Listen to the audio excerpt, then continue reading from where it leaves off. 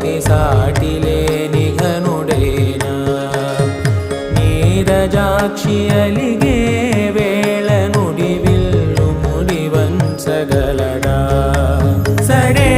చాలు శత సైన్యాలు నడిపే ధీరుడైనా